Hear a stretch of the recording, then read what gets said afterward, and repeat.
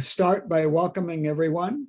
My name's Bill Gilbert. I'm one of NNJR's chief driving instructors. And also on the call tonight is Tom Calabro. Hi, everyone. Who just said hi, who is the track chair or DE chair for NNJR. And someone, if you are interested at all in this activity, you will be corresponding with. Before we dive into the DE portion, I want to introduce Rudy and Nancy Samsell. They are our new member liaison folks. They're the ones that sent you the emails about tonight's event. And I'm going to turn it over to them to say hi. Hi, guys. All right, Hey. go ahead. I've been sending you emails. I hope you joined. I think this is an interesting thing for a new member. It's interesting to me, actually. And I'm happy for you to be here. In the future, as things open up, we'll be more forthcoming. We'll meet in person. And but this was a great way to start, I think, for our new members. And I hope you agree. Yeah. And I have to, so this is Rudy, and good evening, everyone. I just have to laugh because I'm looking behind us right now, and those are pictures of Watkins Glen. And that's the first place I ever did a DE at. So it's kind of come full circle. And I can say, as someone, it's one of the most exciting, most adrenaline rushing things you'll ever do. But with that said, you always come into it. I would recommend you come into it. It's a very thorough program here with NNJR. There's a lot of great people, knowledgeable people that want you to succeed and do it safely. So I think you'll learn that after tonight's event. And certainly you'll have names to the faces to the name of the people. If you have any additional questions, you can reach out to them after this. So with that, Bill, I'll give it back to you, and let's watch and learn about DE. Great. Thanks, Rudy. Thanks, Nancy. I really appreciate you all promoting tonight. And I thank everyone for showing up. And so we're going to dive in just a moment. But before I do that, let me just ask a couple of questions. Somebody has some noise in the background. So if you have a TV or a radio or whatever going in the background and you're not speaking, do me a favor and hit the mute on the microphone. But that said, I'm curious what caused people to be interested in coming tonight. So Porsche, I'll pick on you. What caused you to be interested in joining us tonight? I am joining because I wanted to do this. This is my second time around with the Porsche. And the first time around, I didn't get a chance to do the DE before I ended up trading my car in and went through some health challenges. So I wasn't really in a place to do that. But I've always just really wanted to do that, as you said, or I think maybe Rudy had said, for the adrenaline rush. But also because I feel like doing that will really help me be able to maneuver my car well, even when I'm on a city street. Great. Well, thank you for that. Gordon, let me pick on you. What caused you to join us tonight? Car that is far more capable of doing things that you can't do on the private roads or on the public roads. So I'd like to.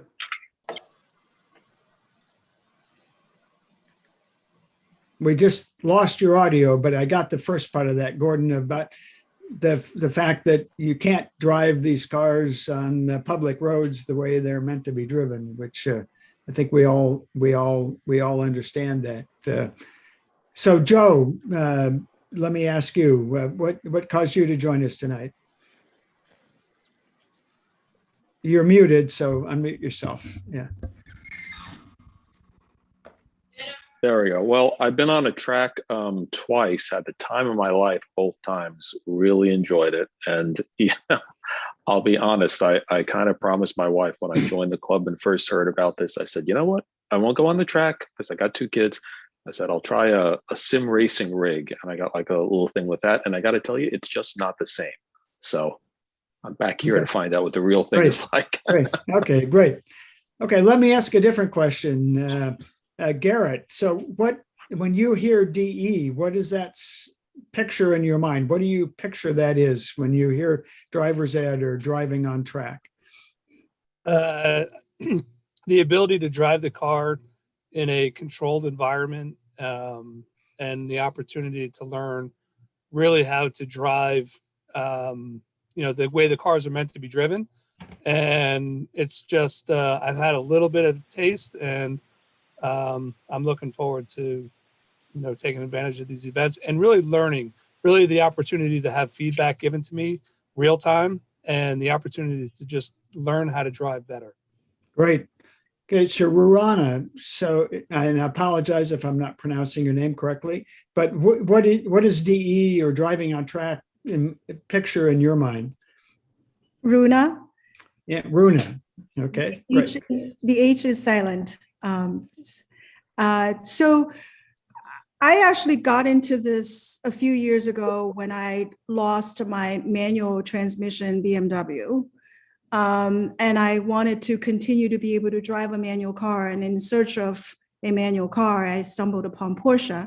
And when I went to my dealer, took a test drive, and I was told I wasn't driving the manual correctly. That's how I got into it. And as I gotten to know the car, I realized it's really about perfecting a craft. And perfecting a craft is becoming less and less common nowadays. So that's how I became interested in this. Great. Well, thank you very much for that. So great. So before we dive in, let me just mention a couple of things. There were a number of people who joined after I made a comment or two at the beginning. For tonight, please, I encourage you to keep your camera on. I encourage you to put your name up instead of a phone number or an iPhone, which I see on some people, so that when you ask a question, I know who it is. I'll do my very best to answer all of your questions as we go through tonight.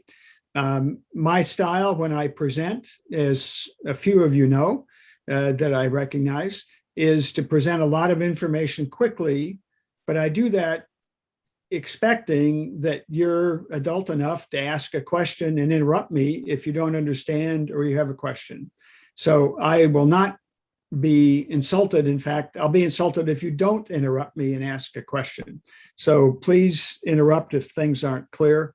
And the other specific request I have for everyone, either now or in a bit, but at some point tonight, please put in the chat your email to me and your name, if your name isn't accurate on the screen, so that I can send you follow-up information. That I will send you links to information I'm going to show you tonight, and I will send you a survey about tonight's event. So please do that. Most of you probably know that Zoom, unless your Zoom profile doesn't have your email in it, I don't know how to follow up specifically. So with those specifics, before I dive into some slides and pictures and videos and such, I'm going to launch a poll.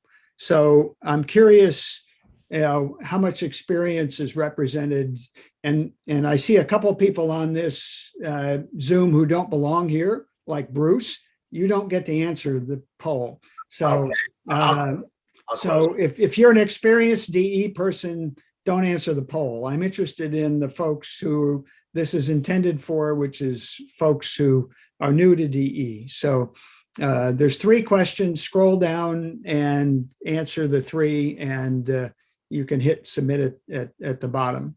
So I'll give you another 30 seconds to answer the questions, and then we'll take a look.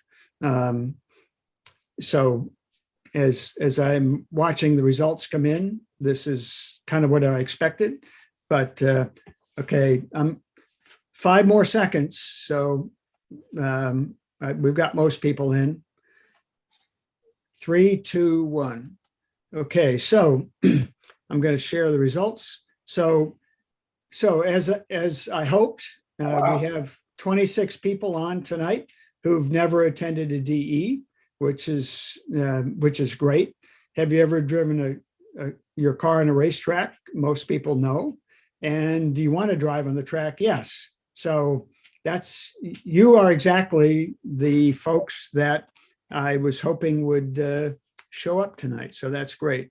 If the poll results don't disappear off your screen, you can X them out.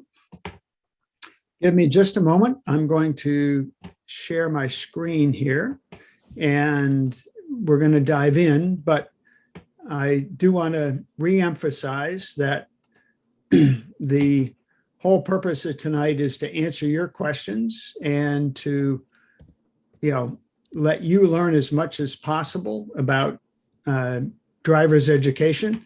And if I use the term track, that's kind of synonymous in NNJR speak with driver's education. So bear with me if if I don't use the same terminology that you're used to. So we're going to, if I can get, we just did the poll. So here's what we're going to talk about tonight. We'll talk about what is DE, some of the things you'll learn, how to get ready, assuming we have enough time, but we'll focus on the what is DE. But hopefully we'll answer your questions before we get to any FAQs. And we're going to show some videos. And if we have enough time, or if there's interest, even for some people who want to stay around after we're done, I have more on-track videos than you probably want to watch, but some people like to watch videos. So let me dive into what is DE. And again, if you have questions or comments, please don't hesitate to jump in or raise your virtual hand on Zoom. That means I'll be sure to see your hand, since there's a lot of you on my screen, but I can't see everyone. So what is DE? Well, as you would expect, you get to drive your car at speed on a racetrack, but it's not racing. It's focused on safety. It's focused on in-car coaching and instructing, supported by classroom activities. You get an instructor assigned for the whole event. And when you come to a DE event, you typically have 4 driving sessions in a day, roughly 25 minutes in length. And that may not sound like a lot, but trust me, if you do your first DE or your 10th DE, you're going to be tired at the end of the day. I guarantee it. I'm tired at the end of the day, and I've been doing this a long time. But rather than words, Rudy mentioned Watkins Glen on the mat on the wall behind him. Watkins Glen is a favorite track of many of us. I am guessing that pretty much everybody on this call has heard of Watkins Glen. It's a pretty famous track. This is the map, but let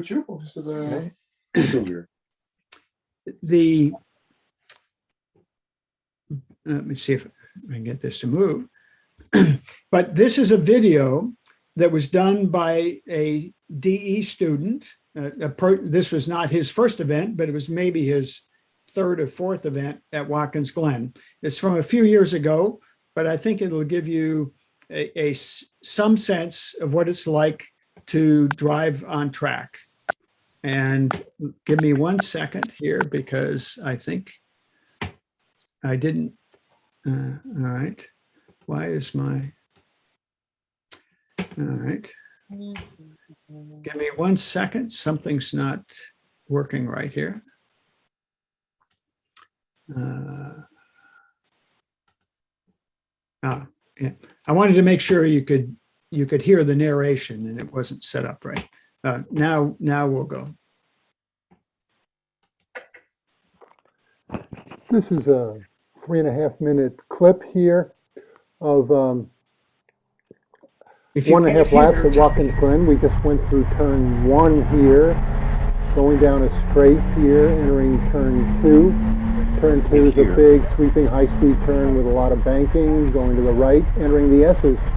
The S's are a wonderful climbing set of turns. Here's turn 3, a left, and turn 4, a right bend into the back straight. These are from August 3rd of 2013 at the Porsche Club Drivers Education. Here we are on the back straight, slowing down right about now for the bus stop, also known as the inner loop, which is a set of quick turns to the right, here to the left, and again to the right, a short straight, entering turn 5. Turn 5 is a big sweeping turn to the right, as you can see, with a lot of banking, about 12 degrees of banking, onto a straight section, approaching turn 6. Turn 6, do a braking here, head over toward the apex, sweep to the left into another straight, and proceed down to turn 7, which is also called the toe of the boot. The sharp turn going up a hill, which seems much bigger in reality, in real life, than it looks like on here, onto a straight. This straight is essentially the sole of the boot, passing a car here, and slowing down for a right turn, which is turn 8, turn into another straight, and up to turn 9. Turn 9 is the infamous off-camber left turn. There is no banking here. And as you come around and go through the apex marked by the cone on the left, and roll over to the right, you see the guardrail, which everyone tries to stay off of in turn 9. Here's turn 10, done at pretty high speed, has some banking, and we're coming into turn 11, which will basically complete the course and lead into the Hey, did you get my front email? straight, Okay, good. past the grandstands, and here we're in the front straight. Yeah. And Just again, let me know. at Somebody the end of needs the to front mute. straight, we'll hit turn 1. Again, the pits are on the right, where you enter the track from. Here's turn 1 a second time, going past the apex cone to the outside of the track, and down, as you saw at the entry of this film clip. Wanted to show how beautiful. So that's a lap at Watkins Glen from the perspective of a student driver. So someone who, like I said, that was his 3rd or 4th event, 2nd or 3rd, I'm not quite sure, but gives you a sense from, not that the camera gives you the same perspective as you're driving, but gives you a perspective. So who comes to events? Well, many of you answered these questions better than my slide does, but people who want to see what their car can do, but in a safe, controlled environment, become better drivers on the road, and have fun with their car, with their friends, both new friends that they get to meet and friends they already have. I would encourage those of you who are not muted to mute your microphone unless you have a question. So what kinds of cars come to a driver's ed? Well, we welcome everybody. Obviously, most are Porsches, but any modern car in good condition is welcome to come. And there are no special requirements, other than some convertibles at some tracks have issues. But the big issue is we're very safety focused. And so cars have to pass a safety inspection before the event and at the track. And we'll talk a touch more about that. But again, any modern car in good condition will pass the tech inspections with no issues. For some reason, my thing isn't working. So let's talk about a day at the track. Okay. Again, let me encourage people to mute your microphones unless you're speaking. Actually, I'm going to fix that problem right now. There we go. All right. So the slide went very quickly because when you arrive at the track your first day, you arrive pretty early, park the car, empty it, put the numbers on if they aren't on already, go to tech, meet your instructor, go to the driver's meeting, go to a novice meeting, and it's maybe 8:30 in the morning. That happens very fast. It's very rushed and it catches a lot of people out. Well, why does that happen? It happens because we want to be on track at 8:30 or in some cases 9 o'clock. And we don't want to miss a minute of track time. So the first thing that is a bit of a surprise is it feels rushed. But the good news is that after that, you get to drive. And that's why we all come. In between driving, you get to hang out with friends. After the event, there's social events, and the next days are the same process. But let's talk about that in pictures rather than words. So here's a picture at Lime Rock of a tech line. And on the right, you can see the paddock where cars are parked and people have unloaded their cars and gotten them ready for the track. You see a tech inspector with a hood open on a car in the tech line. And the tech line, yes, the car gets teched, but it's a lot of fun. Here you see, the tech inspectors, giving one of their friends in the tech line a hard time. But, this is, yes, we take seriously getting the cars safe, but it's all about having fun. You get to meet your instructor. You'll have gotten an email from him or her, and they'll have told you, suggested a place and a time to meet so that you can introduce yourselves. There's a driver's meeting. And this photo was taken obviously last year during COVID with masks on everyone. Sometimes this was a staged photo at a Lime Rock meeting pre-COVID, but all the drivers get together to hear about what the track conditions are, passing zones, and all that sort of general information. After that, there's a novice meeting for new drivers, student drivers, and sometimes a classroom to cover the basics again of what's to be expected during the day for new drivers.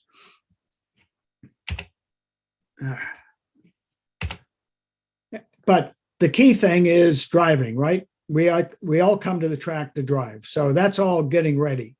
So about 10 minutes before you're scheduled to be on track, your group is called to staging. And so here you see a staging line at Lightning, at the NJMP Lightning track. It's hard to see probably, but all the drivers are in their cars with their helmets on, with their belts on, ready to go on track.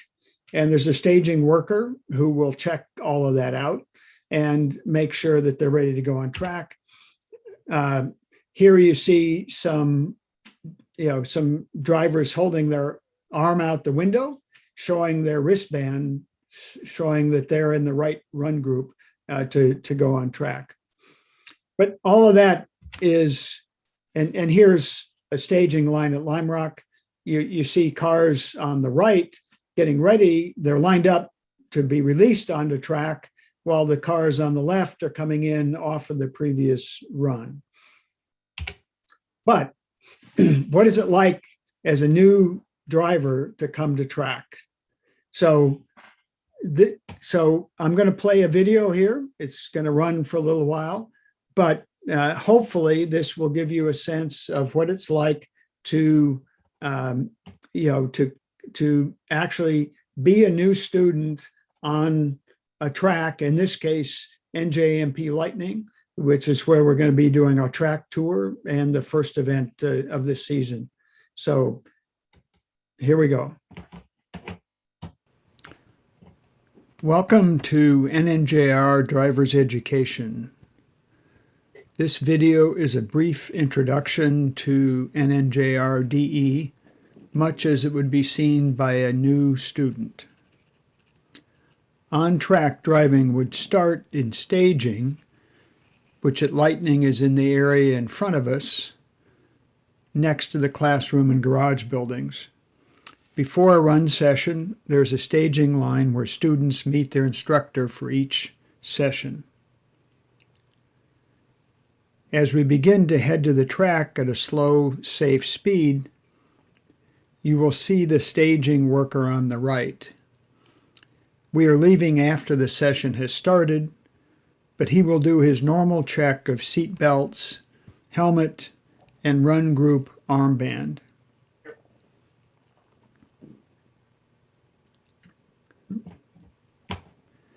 We proceed from staging into pit lane, and you will see in front of us that cars are already on the track. We are going to highlight flag stations on this lap, starting with the start-finish station on our left. This main station serves the front straight, although you will see that the flagger is currently working as pit out in front of us on the right. As we begin to enter the track, your instructor would be driving the first 2 or more laps so that you as a student can observe the correct line and what the track looks and feels like without the responsibility of driving. We will see a flag station on our right, and that flagger is helping us know it's safe to get on track. Flaggers show various flags, which you will learn about as part of driver's education. As we enter the track between turns 1 and 2, we stay to the right so that cars already up to speed can pass us on the left when I signal them to. We see a flag station for turn 2 on the right. We notice that we want to see that well in advance. A car passes on the left after my signal, but I would point out that this video was shot in an advanced group. It's not a student group. There is another flag station on the left.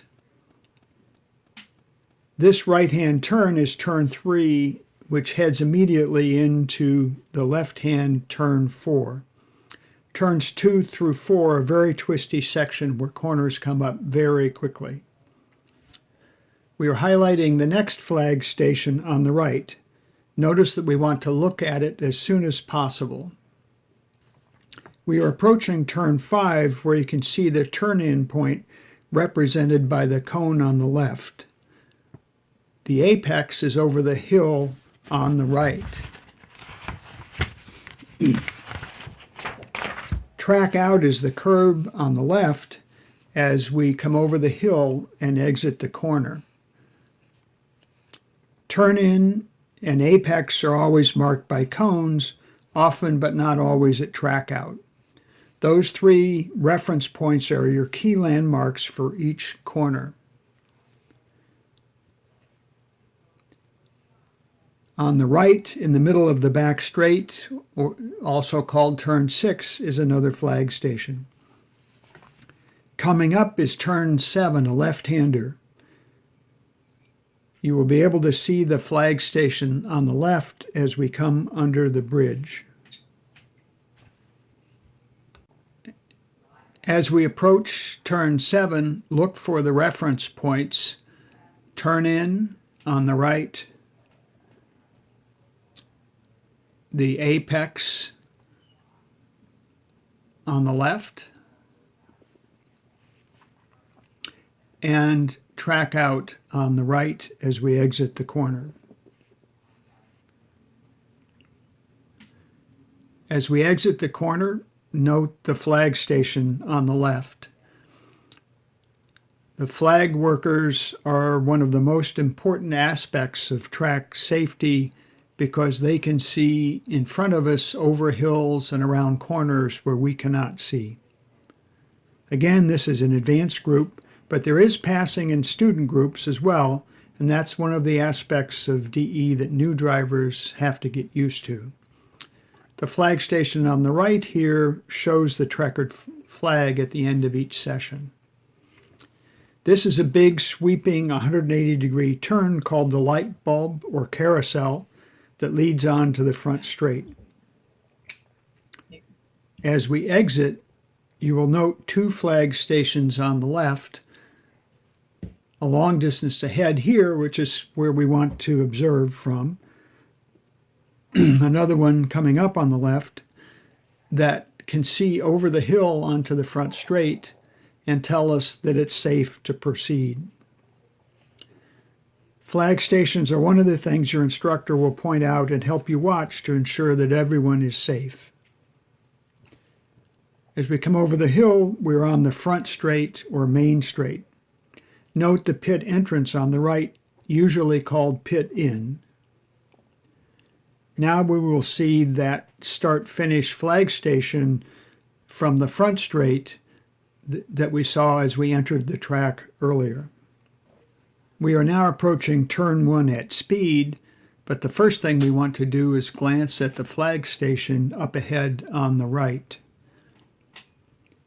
As drivers gain experience, they know the turn-in, apex, and track-out reference points without using cones, since they can get moved or hit during a session. As we come over the hill, track out is out of sight and one of those reference points that needs to be committed to memory. Now we are approaching turn 2 from the proper line.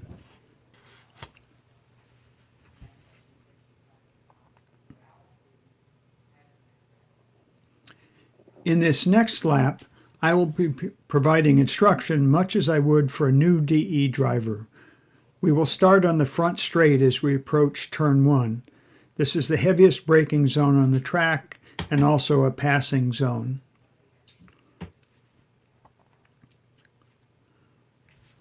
Brake.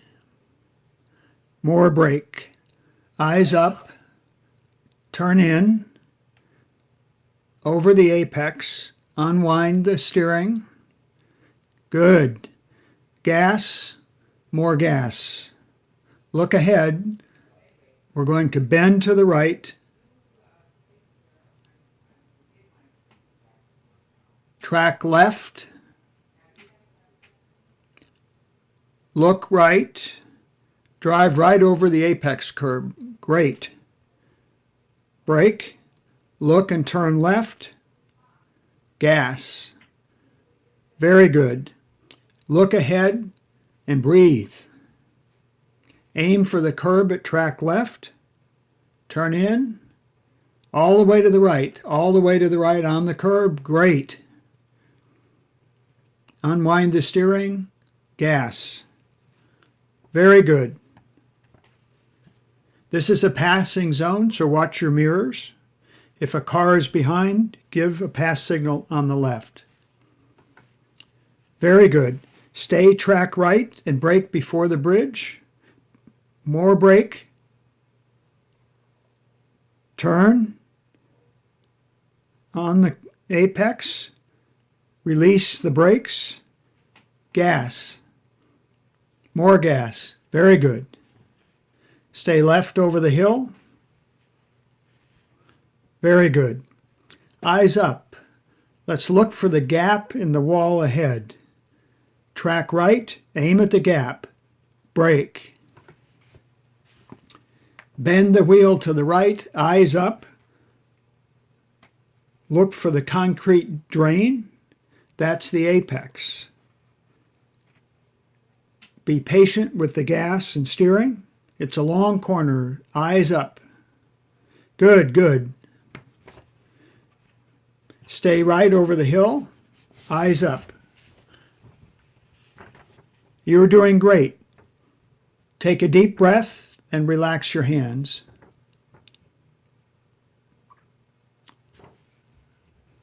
Glance right for the flag station. Brake. More brake. Turn. Gentle release. A little bit of gas. Straighten the wheel. More gas. That's a very brief introduction to what in-car instruction sounds and looks like. Of course, a lot more happens at a DE, including getting the car ready, meetings, social hours, and more. In addition, we learn a lot about how to drive safely and quickly on track, most of which is applicable to making us safer drivers on the road. I hope I've piqued your interest enough to come out and join us. I look forward to seeing you at a DE very soon. So I apologize for the commercial at the end, but if I can get this to move ahead, hopefully that gives you a better sense than I can ever describe with a series of slides. You heard a lot of terms. We're not going to spend any time tonight on these. Your instructor is going to help you with that, but the cones are there to help you with the three main reference points: turn in, apex, and track out.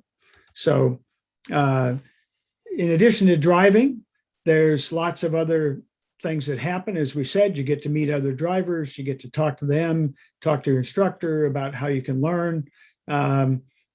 Generally, new drivers don't have to worry much about their car, but the picture here is actually of an experienced driver adjusting shock absorbers. That's not something a new driver needs to do, but if you do need to do something with your car, there's plenty of people around that can help you with the car.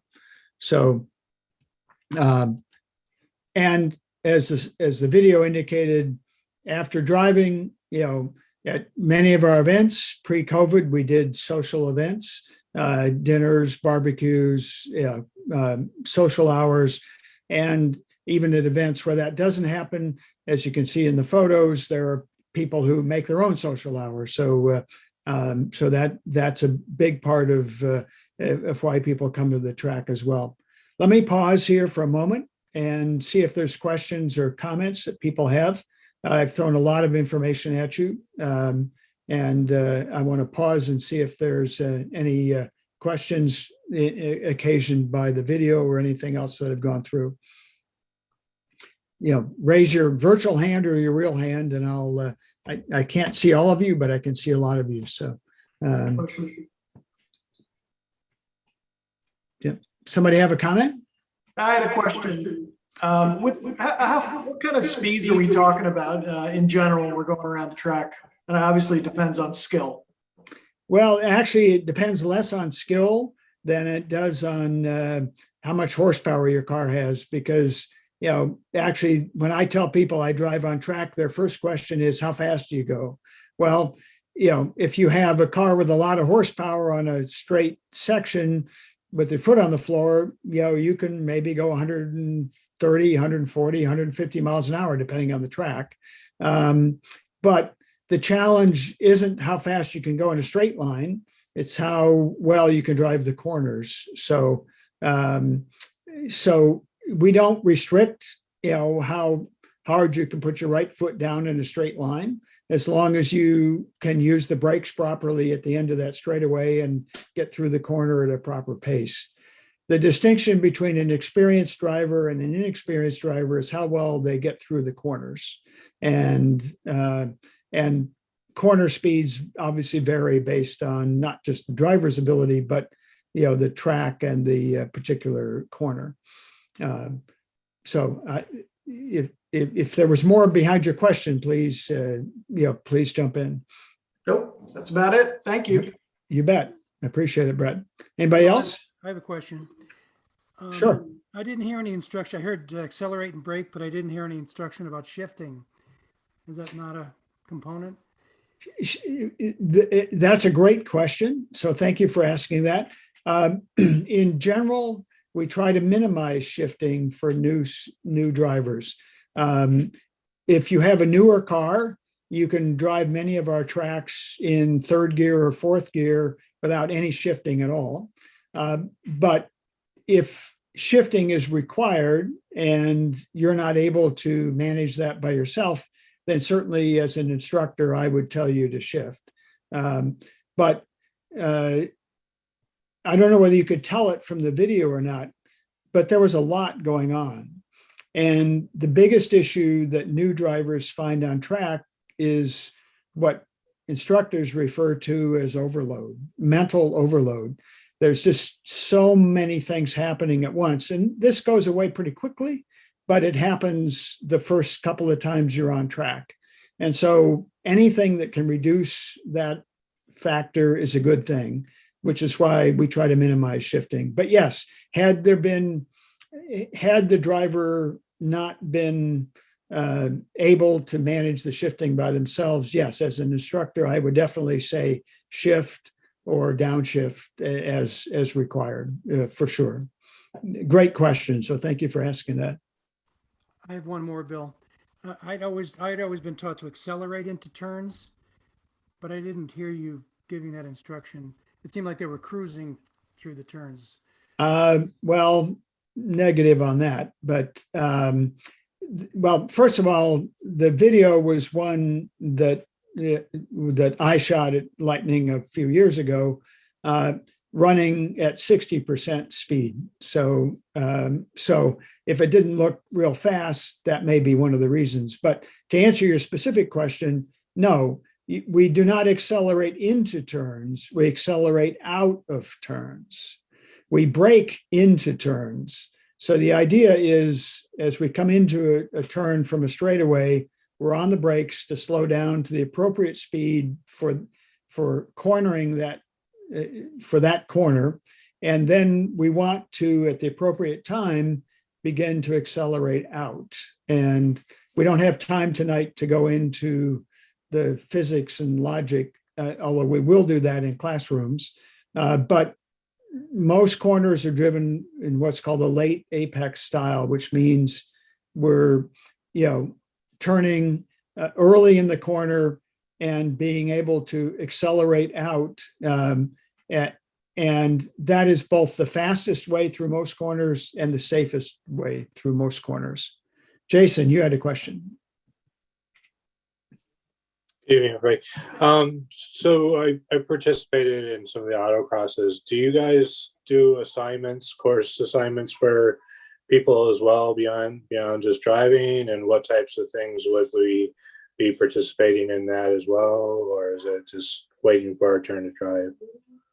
Well, if I understand your question, Jason, I'm not sure I do, but your instructor is assigned for the whole event. There are typically there's typically 6 run groups, but the green are novice drivers, including people who've never been on track before, and you're only driving with other drivers with limited experience. So you're on track with other drivers with limited experience. You're with an instructor the whole weekend, the whole event, who is assigned to just you, and they're going to work with you, through the entire event.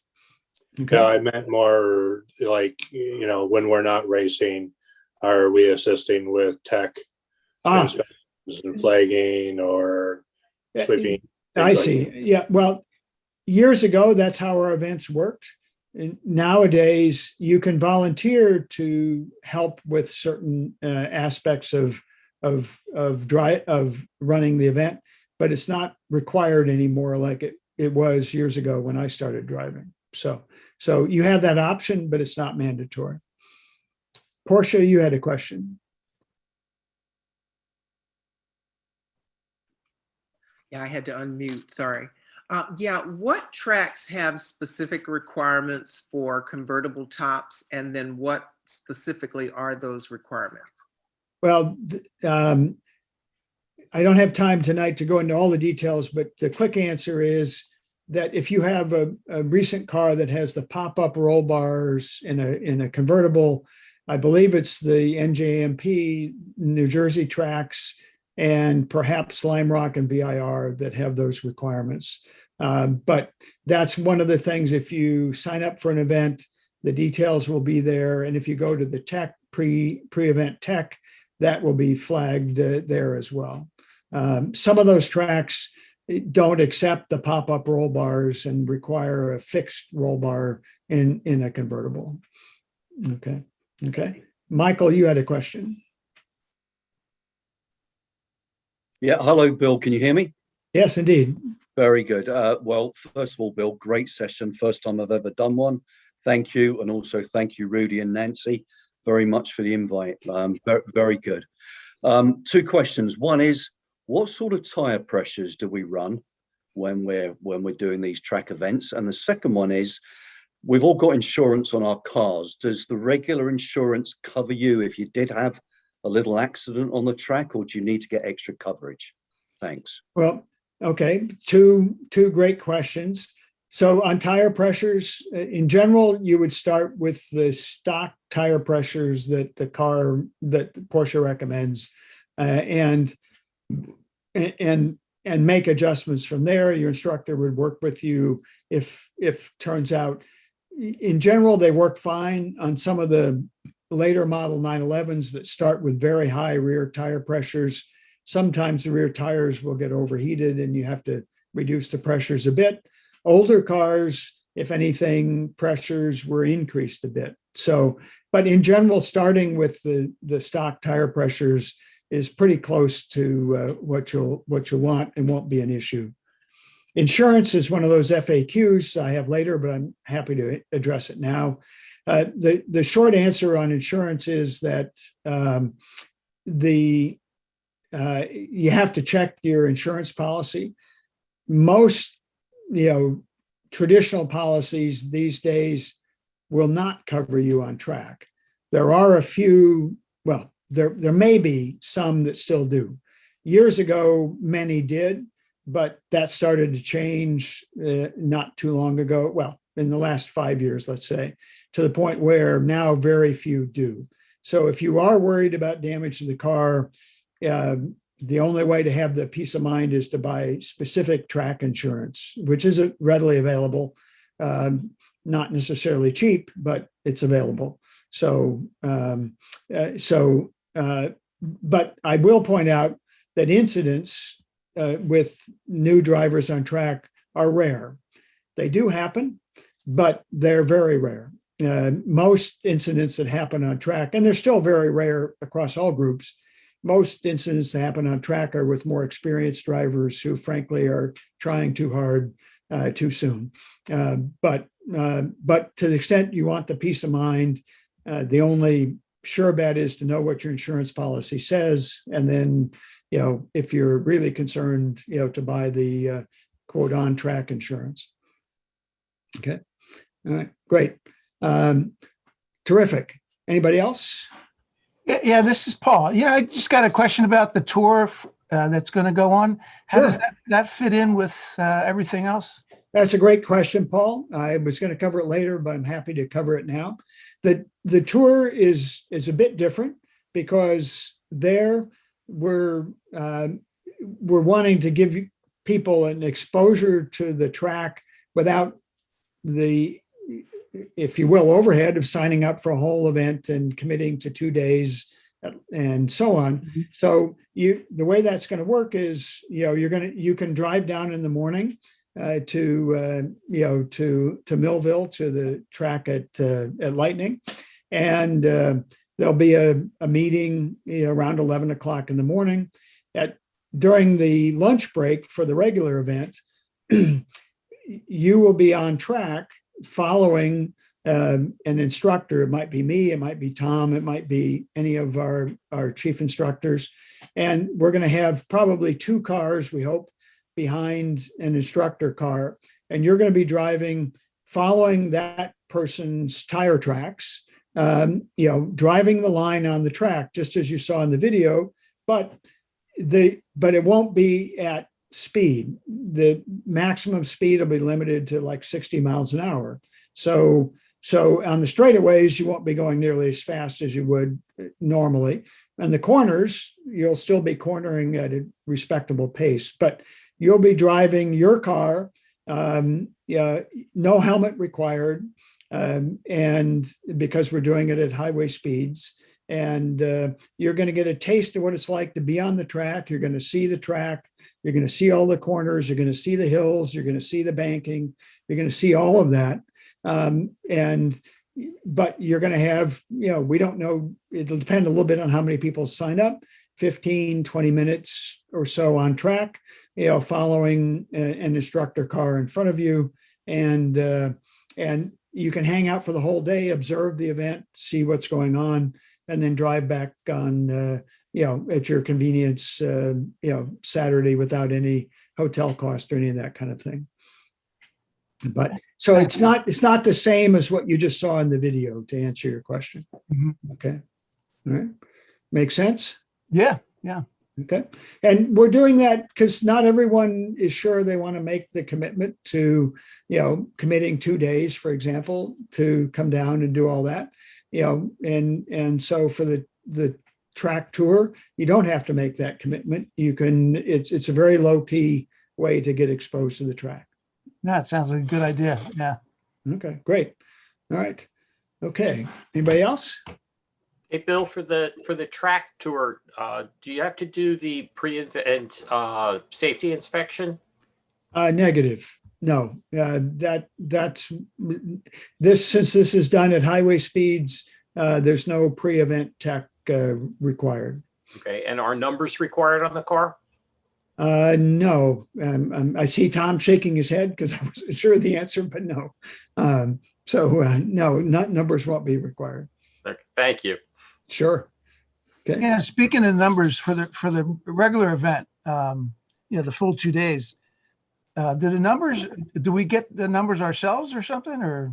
There's lots of solutions to that, Paul. You can get, if you want, you'll get a number assigned when you register for an event. And typically that number is permanently assigned if you come to more than one event. So many drivers will buy magnetic or vinyl numbers and put on the car, but you'll see plenty of drivers with masking tape numbers on the car, which is perfectly fine. Okay. So it's not anything you need to worry about. Just bring along some, masking tape in a contrasting color with your car and you'll be fine. Or in a pinch, there'll be shoe polish you can put on the window, but so not a big deal. Okay. Yeah. Okay. Good. All right. So, Bill? I'm sorry. Yep. What's the policy for bringing someone with you, or even perhaps a second driver? Great question. So, second drivers, you can register at the same time you register. So there can be 2 drivers in the same car, and the Motorsport Reg registration covers that. Bringing someone with you to hang out at the track is generally encouraged. The issue in the past year has been the COVID restrictions. And so depending on the track, last year there were some tracks that did not allow guests basically to come, with some minor exceptions. And so we hope that isn't going to be an issue this year, but you'll have to watch the track, the documentation that comes with what's called the track pack that tells you about the particular track and what their rules are at the time the event's actually going on. Okay. But in general, we love to have family members and guests and friends and so on come. And that's a big part of what makes these events special. If you come to many of our events, you'll see, setting aside COVID restrictions, you'll see many family members, guests, and friends and so on hanging out, having a good time, even though they're not driving. Okay. Thanks. Sure. Bill? Yeah. What about tires? are you going to need like, well, track tires, non-street tires, and like fresh ones for the weekend? And negative. The newer cars and frankly the newer tires are so good that even drivers who've been driving for a number of events and maybe even a number of years will ask me, well, do I need to convert? Do I need to change to track tires? My answer is almost always no, because now 10 years ago, 15 years ago, or I won't tell you how long ago it was I started driving, that wasn't the case, because the tires, once you started going fast, would end up chunking and having other problems. You can drive the modern performance tires as hard as you want. In fact, you could put David Murray or your favorite pro driver in the car and have them drive the car as fast as they want to drive it, and they would not abuse the tires. So the tires are absolutely amazing. The modern tires on Porsches are as good as the track tires I could buy 5 or 6 years ago. They're that good. So tires are a non-issue. They do need to have reasonable tread depth. So if they're worn, the tires will fail the pre-event tech, and they'll tell you they don't have enough tread, because obviously they need a certain amount of tread. But no, you do not need special tires. Even if you come to a lot of events, you'll be fine. Great, thank you. Sure. Okay. Other questions? Okay, let me cover just a couple of other things. Just a few of the basic. How do these events get run? Well, when we run a track, the track provides a number of things. Most importantly, as you saw in the video, they provide flaggers that are our way of seeing over hills, around corners, and so on. And that includes what they call a control, which is the person who's talking to all the flaggers, aware of what's going on around the complete track. So if there is an issue in some part of the track, then all the flaggers know to communicate appropriately. The picture here you see is a flag station at Lightning. The orange and yellow flag is what's called a slippery or a debris flag that the flagger is holding up. The track also provides staging workers. As you saw again in the video, they're the ones who release cars from the paddock into the pit lane. A pit out worker to release cars onto the track. There are tow trucks typically available, and there's ambulances with advanced life-saving qualified staff. So we hope we never need tow trucks or ambulances, but if we do, they're there. And there's a number of volunteers from the club at an event. The track chair for this season, Tom Calabro. The chief instructors, typically 2, sometimes 3, who are overseeing a specific event, and they are one or more of them is always in pit lane on the radios, monitoring what's going on track. And so they're the ones in charge of the on-track driving and running that portion of the drivers' meeting and so on. Tower is the NNJR radio that communicates with the NNJR volunteers to know what's going on. The tech inspectors we talked about, there's registration people, and of course there are instructors. So there's a lot going on at an event.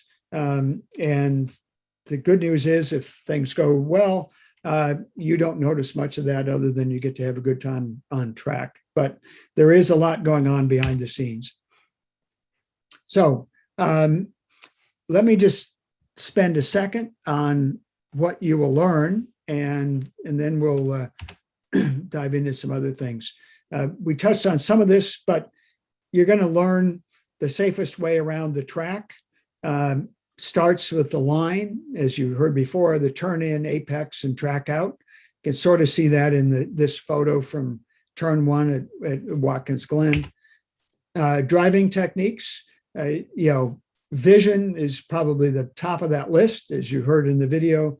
Being smooth with the controls, knowing how to use the brakes, knowing what the car feels like when it's cornering, and then the safety protocols, the flags and corner stations and all the things we've been talking about.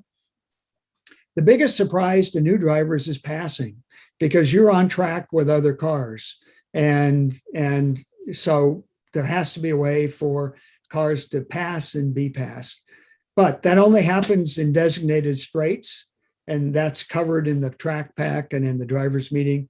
And it's only with a signal. So you see in the photo here from VIR, a driver giving a passing signal on the left. So he's pointing his hand straight out to the left, telling the driver in the car behind, you can pass me on the left. So both drivers know exactly what's going on, which is what keeps it safe. This is the biggest distinction between driver's ed and racing. We are not contesting corners. We do not allow passing in corners. And there's no two cars side by side unless both cars are well aware that that's happening. Passing zones, this is an example from the VIR track pack of telling you where the passing zones are. As a new driver, you don't have to worry too much about this. Your instructor will help you learn these. Many passing zones have a mandatory side, only left side or only right side. Again, keeping us safe. And if you are given a pass and you don't want to take it, you wave it off. In this photo, I'm waving off a pass because the driver, we're in the brake zone for the bus stop at Watkins Glen, and I got a pass signal from this car. I said, no, thanks. There's no reason for me to take the pass. I'll take it the next opportunity. So again, it's all about being safe. Now, somebody earlier mentioned autocross, and I do want to emphasize there are other ways to learn how to enjoy your car and to learn more about driving your car besides driver's ed that NNJR does. Autocross is the top of that list. We used to do these events at the Meadowlands, and we hope to do some there, but that's getting harder and harder to do.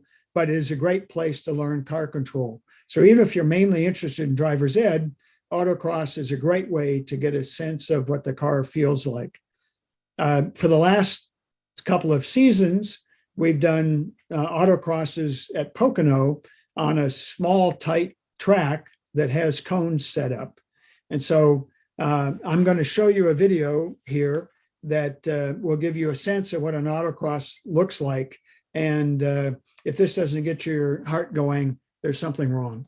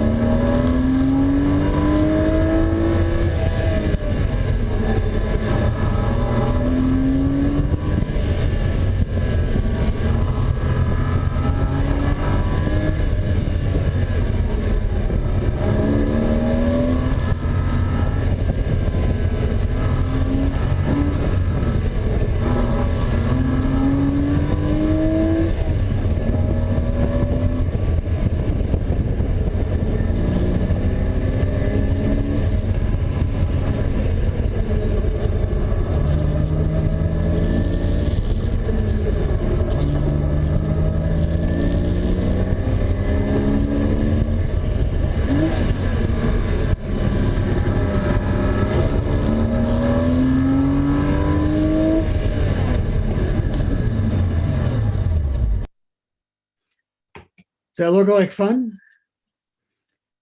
So that's not a student driver. That's Lou Huddyman, who is a skilled autocrosser, but that's exactly what 60 seconds plus or minus looks like against the clock on the track at Pocono. So great fun. I strongly encourage everybody, even if your main interest is driver's ed, the skills you learn at autocross, the car control, because frankly, you can take risks with the car at those speeds that you can't take, or at least I don't want you to take on a track because it's mainly second gear stuff. And if you do spin the car or whatever, worst case, you're going to hit a cone. So a lot safer than making a big mistake on the track. Portia, you had a question? I do. Is track rain or shine? It is, yes. It is rain or shine. And as a student driver, that should have no bearing on you going out, unless it's a monsoon, of course. I mean, if there's too much standing water on the track, then we won't run. But short of that, we run rain or shine. And most of the tracks we run on don't have that many places, if at all, where water puddles to cause standing water. And in a light to moderate rain, as a student driver, it's fantastic education, because the car will now be more responsive to any mistake you make than it would ever be in the dry, especially with the newer cars that are so forgiving in the dry. In the wet, you'll feel things you would never feel in the dry. So it's a great chance to learn. The only downside is we always run with windows open, so you might get a little water inside the car. But hey, it's a great time. It's a great way to learn. I'm a runner. I'm used to doing marathons in the pouring rain. So. Oh yeah, well then you're all set. That's great. Okay. Anybody else? Oh, Richard. How you doing? Thanks for this evening. It's very informative. When is this this lightning event, the track event in Millville? The track tour is actually, I'm going to just advance the slide. Whoops, make it past this. So the track tour that I mentioned is on April 24th. The first DE of the season for people that want to sign up for 2 days is April 24th and 25th. So the last weekend in April is the weekend we're talking about for the full event, and the track tour on the 24th. Okay. And how much is that? Oh, the cost on the track tour is really going to break your budget. It's a $20 contribution to charity. Okay. Okay. So, not an issue. Tom's done everything he can except stand on his head to encourage people to sign up. Okay. Okay. Okay. I just do that on the site somewhere? Yes. Actually, I will make sure, actually, I'm going to make a note now, but in the information I will send to everyone that sent me their email, I will have the link where you can go to sign up. But the website is called motorsportreg.com. But that's where all of our events get registered, and including the track tour at Lightning. Okay, because I was looking at it, and and then I kind of got confused. Why is it through them and not through the club? Anyway, if you look at it carefully, many clubs use Motorsport Reg, so it keeps us from having to have a very complicated website, right? I mean, they have a lot of features that we use. So okay, thank you. So the other thing I want to mention just quickly is we typically run what are called car control clinics, usually in April or May. Unfortunately, last year and this year, we've not been able to do that. We've typically done that at the Meadowlands. If you get a chance next year, or if we're lucky enough to be able to do it later this year, which I'm doubtful, but if we are, you should definitely sign up. That's done on a big parking lot where we teach car control. We set up skid pads, we set up a braking exercise, we set up a slalom, and you have an instructor in the car who's working with you to really learn what the car is capable of in a low speed environment, where if you spin the car on the skid pad, no harm, no foul, you get to feel what the car's like right up at the limit. And there is no substitute for that kind of experience. I don't care whether you ever drive on the track, Many of our members have brought their kids when they've gotten old enough to drive to the car control clinic, even though they're not going to drive necessarily on the track, just to know what it's like to control the car. So unfortunately, one of the casualties of the virus, but something to look forward to. Okay. Let's see, we're done. This is just a very short section. Let me just mention a couple of things. I think we've answered most of this. So if you're coming to a driver's ed event, what do you focus on? Well, first and foremost, you need to be in the mindset of learning. If you're coming to go fast, well, that's okay, but that ought to be secondary to, I think Porsche said it better than I could earlier about learning more about what the car is capable of and how you as a driver can control the car. Second, as you're getting ready, and particularly when you get to the event, get the distractions out of the way. Don't come to a driver's ed event thinking you're going to be, on conference calls in between every run. Have people done that? Yes. Was it a good idea? No. This is a mental sport. We typically don't think of getting in the car and driving to the grocery store or driving to work as a big mental exercise. But in fact, driving uses a lot of our brain power. Driving on the track uses 110% of it. And so if you're distracted, it's not going to be safe for you or the other people on the track. And so that applies to getting ready as well. You want to get ready. And you want to arrive at the track ready to go, not being rushed and so on. The 4 and 5 on this list are really nice to do's. You don't have to worry about these unless you're the sort of person who likes to do more. There's more information than you probably want to know about that's on our website and in Porsche Forest.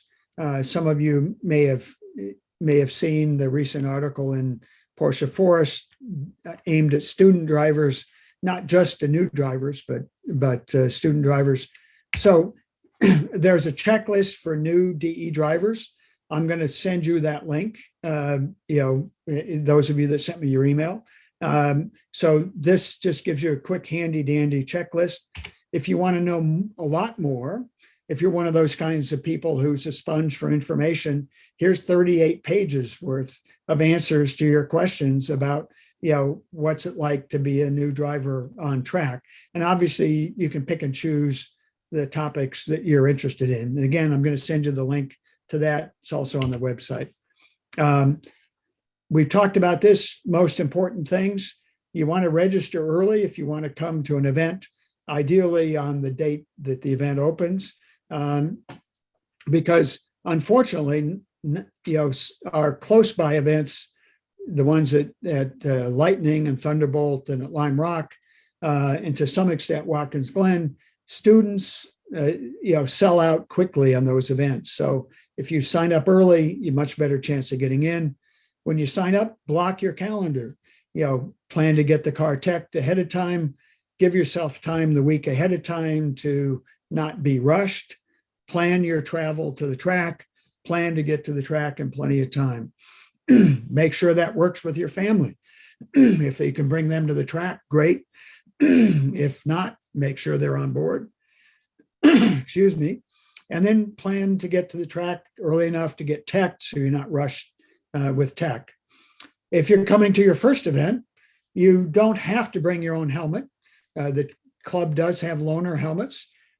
Tom, you just have to email Tom about that and make those arrangements in advance. Of course, you're welcome to acquire a helmet, and that's fine too. But if you don't want to make that investment for your first event, that's why we have the loaner helmets available to you. Here's the schedule. This is all on the website. I'm not going to spend any time. I just want to highlight that every event has an open date.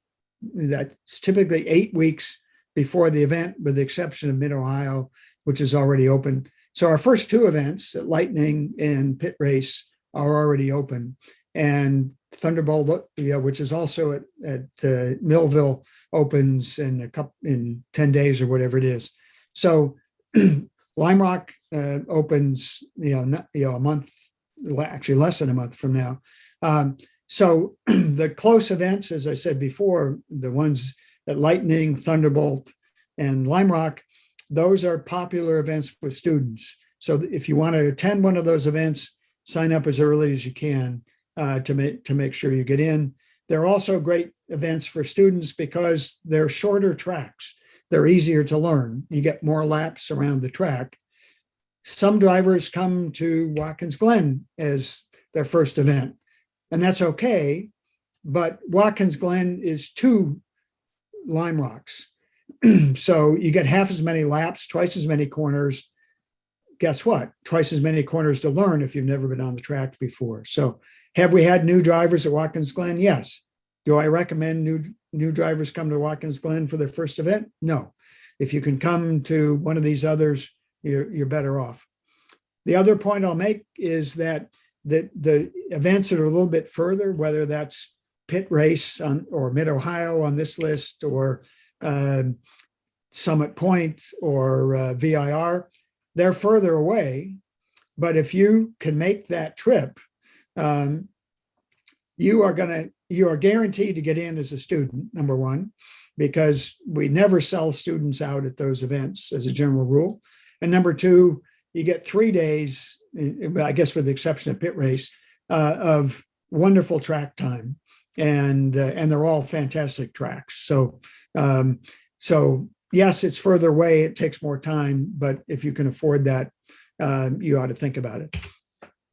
So with that, I've probably taken up more of your time than you planned, but questions, comments? I also have lots of fun videos we can look at, which we'll do in a second, but I want to pause before I do that with any other questions or comments that folks have.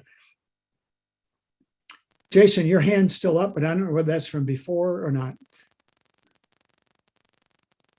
Before. Okay, I thought so. Just wanted to be sure. Anybody else? Anybody want to see some videos? Okay. All right. So let's see. All right. I mentioned Lime Rock. Lime Rock is coming up in June. Fantastic time of the year to be at Lime Rock. We're normally there earlier, but we have a great date due to a long story that Tom will be glad to tell you about at some point. But this is a great track as a beginner to learn on because it's a classic, old school, if you will, track, incredibly challenging. I've been driving at Lime Rock as the first track I drove on, and I still love to go there after many, many years. So here is just a cool down lap at Lime Rock, but you'll get a sense of what the track looks like, even though it's kind of a cloudy day.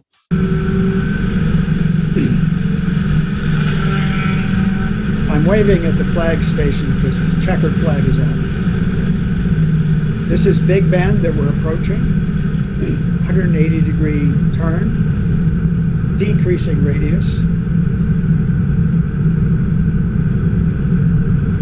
Followed by the short chute. This is the only left-hand corner at Lime Rock. Followed by a very tricky right-hand corner onto the back straight, also known as No Name Street, because you'll notice that while it's a straight, it bends in the middle. This is the uphill, a really much faster corner than it looks like. If you have a car with a lot of horsepower, you have to be careful with the throttle because you'll get wheel spin over the top. West Bend, a very classic 90-degree right-hand corner.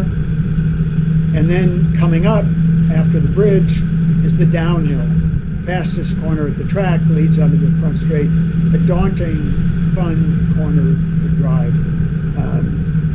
So a short track, yes, only 1.5 miles long. But if you think that looked easy, you should try it. It's a very great, it's a very fun track to drive. I think that's actually Tom who's right in front of me there. So, I think I was behind you. That was John and I were running. That's John Giovi. I had the red car at the time. John had the black car. Okay. All right. So I stand corrected. Okay, good. All right. So if I'm not boring people too much, let me pause. If there's any questions, jump in. But the next video I'm going to show you is another way to look at how to think about driving on track. I did this video last summer, not for new drivers, really more for experienced drivers.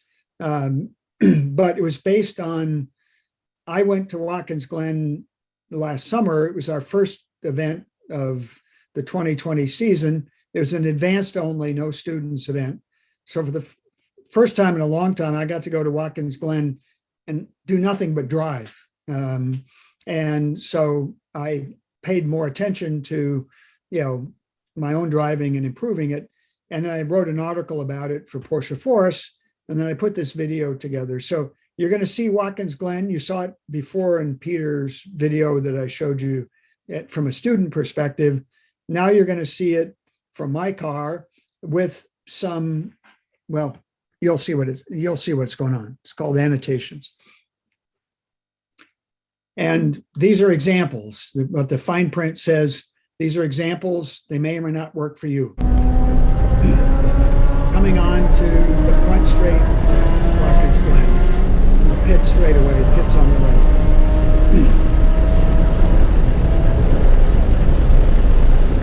So braking zone for turn 1. So here you see the references. You see the cone on the left. My reference, end of braking. Where do I come off? Where do I get on the gas pedal? Where do I get my foot on the floor? Okay. It happens too fast. This is real speed, not slow down. Here's my turn-in reference for turn 2 at the end of that armco on the left.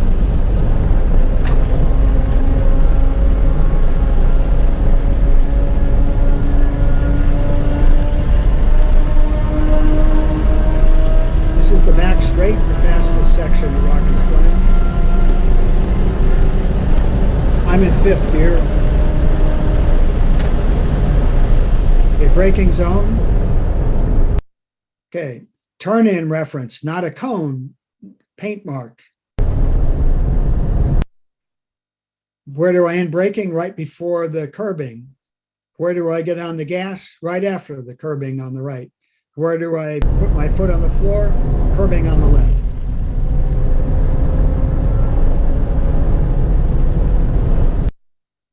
Big sweeping right-hand turn. Where do I turn in? Hard to figure. Flag station is the apex, and it's not a point. It's a long, 30 feet, 40 feet. So turn in is like a half a mile before the car. I'm just slightly bending the car in, and I'm turning in actually a little bit more as the car slows down a little bit and will turn a little bit more. And a little bit after that, I start to sort of tickle the gas pedal.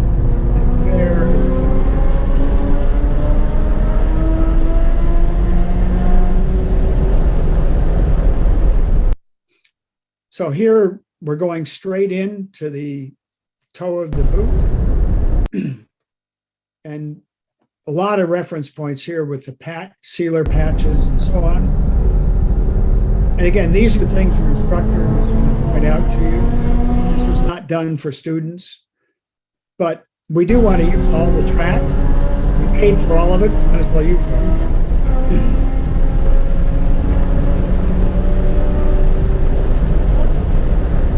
This is the so-called heel, a long corner, where we turn in. We are on the brakes for quite a while, but eventually come off. and then get on the gas gently again because it's 120 degree corner.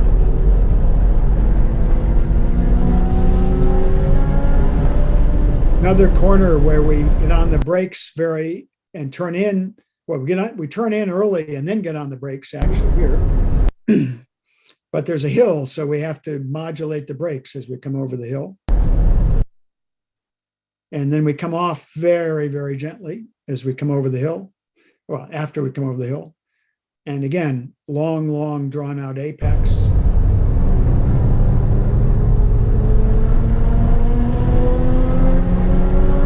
Now we're approaching a very fast left-hand corner. Turn 10. We brush the brakes. We just touch the brakes a little bit. We turn in at the 100 brake marker and back on the gas.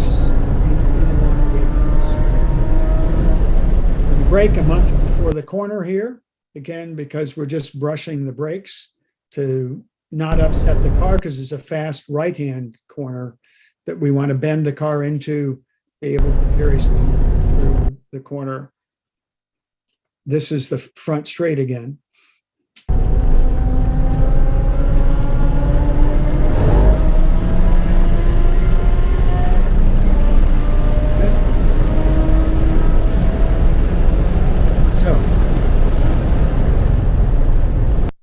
All right, so don't try this at home, right? Okay, but that gives you a sense of why those of us who've been driving for a long time keep coming back, because there is so much to learn, so many ways to improve, and in addition to all the benefits of hanging out with friends and people we've known for years and all of that. So I have lots more videos, but noticing that we're approaching 9 o'clock, I'm going to pause and ask for questions or comments before I do anything else. I know we answered some questions before, but please, please jump in if you've got any comments at this point. I did have this kind of silly question, but how does the instructor and driver communicate to each other? I've seen some with headsets, some with hand signals. Oh, great question, Jason. I should have included that before. Almost every instructor has a communicator. So as a student, you'll get a headset that you'll slide inside your helmet that will allow you to hear the instructor, and a microphone so that the instructor can hear you. So that regardless of how much wind noise or other noise there is outside the car, you can talk at a normal tone of voice. In addition to the communicator, instructors will often use the hand signal. So we'll say track right, track left, straight ahead, brake, that kind of thing, to reinforce what's going on via the verbal communications. But we strongly encourage all of our instructors to use the communicators, and almost every instructor does have a communicator. The good news is in the last 3 years, there have been much better communicators come on the market than the only option we really had for a number of years, which was a whole lot better than nothing, but was kind of problematic and kind of fragile. But regardless of that, they're going to be talking in your ear so that you can hear them without a problem. Yeah. So other questions, comments? Yeah. I'm sure somebody else has the question that you have, so go ahead and ask it. Okay. No questions? I can't believe we answered all of them. I've worn you out. That's what it is. Okay. So I'm just trying to look across the screen here. So any tracks that we haven't looked at videos of, I can show more videos if people want to see more tracks. Any tracks that are favorites that people want to take a look at?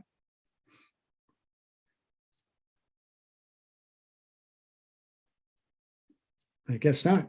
Okay. All right. Well, let me wrap up then by thanking you for attending and really appreciate your attention. If you haven't sent me your email in the chat, please do so. And look for an email from me with a survey and a separate email that will have links for everything that I referred to tonight, including a recording of tonight's event. For, there were some people who couldn't make it that wanted a recording, so that will be available as well. But I'll have links to all the documents. I'll have links to all the slides that you saw tonight. So anything that you saw that you want to review, you can. And two other points I'll make. If you have any questions at any time, you can email Tom. His email is really complicated. It's trackchair@nnjr-pca.com. And you'll have my email from the follow-up you're going to get from me. In addition, for those of you that plan to attend Lightning, we are going to do a first-time drivers Zoom meeting 10 days or so ahead of the event. And so Tom and I will see you on that if you're planning to come to Lightning. So I encourage you to give it a try. But even if you don't come to the track, I hope you're leaving tonight with a better sense of what's involved in drivers education, and I hope to see you at the track, and if not the track, at an autocross or another NNJR event once we can all be back face to face. Thank you all.